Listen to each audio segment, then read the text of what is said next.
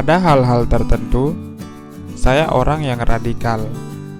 Di sini saya memaknai istilah radikal sebagai suatu metode berpikir mendasar dalam melihat, menilai, dan memahami suatu persoalan. Kalau salah, dikoreksi. Bukan ujuk-ujuk melabeli semua hal yang berhubungan dengan radikalisme sebagai paham ekstrim atau kekerasan.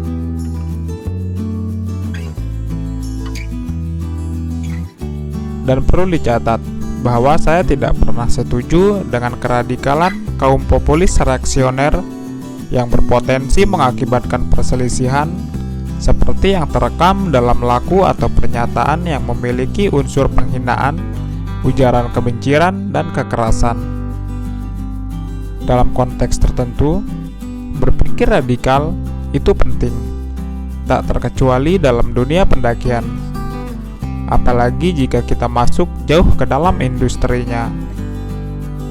Mungkin tak sedikit yang masih beranggapan membuang sampah plastik bekas permen yang berukuran kecil sebagai kesalahan kecil yang tak memiliki dampak buruk bagi kelestarian alam. Dan ketika ditegur, malah cuek sembari ngedumel dalam hati. Ini orang kok sok banget sih, padahal cuma plastik kecil aja. Reaksi semacam ini saya rasa merupakan bentuk ketidaksukaan dan penolakan terhadap metode berpikir radikal pada persoalan lingkungan. Bagaimana jadinya jika hal yang dianggap kecil ini tidak dapat kita akomodir dengan baik?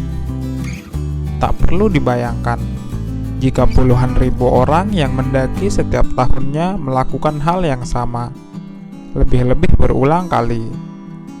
Bisa jadi, sampah plastik berukuran kecil yang tadinya hanya dianggap masalah kecil, malah menjadi persoalan serius yang tak terbendung.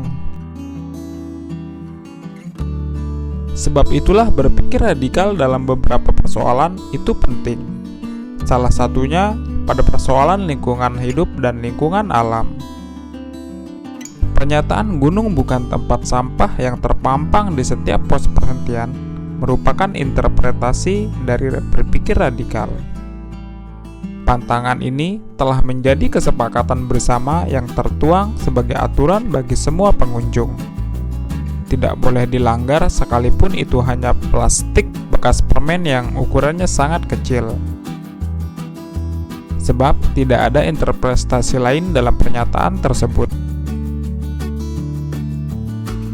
Ketika kita mentaati aturan tersebut, maka kita telah menjadi seorang radikal, pantang membuang sampah sekecil apapun.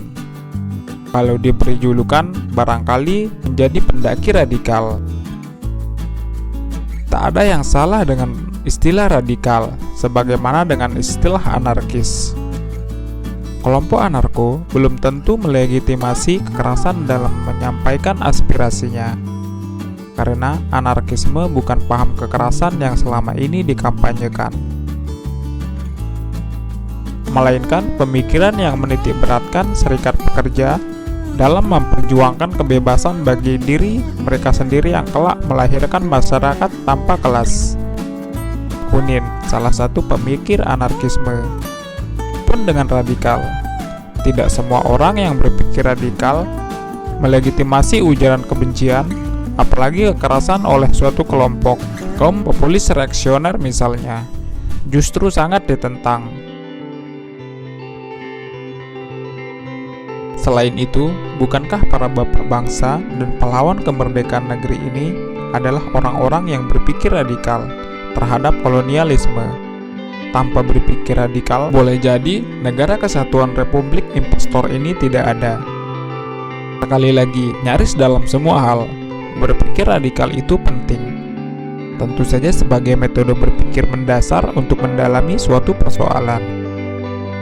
Seperti seorang pendaki yang pantang membuang sampah sekecil apapun, karena secara radikal dapat berakibat buruk.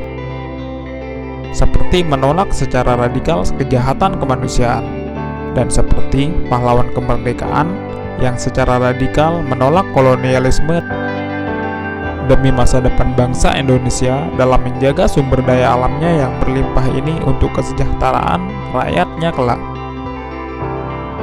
Bahwa telah berlangsung sejak dulu, menjaga alam adalah membangun masa depan, dan merusak alam membuat masa depan suram.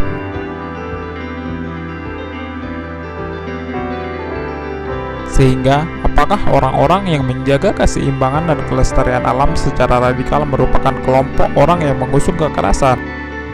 Atau jangan-jangan kita terjebak dalam sebuah sistem yang menolak metode berpikir kritis untuk melanggengkan kepentingan kekuasaan?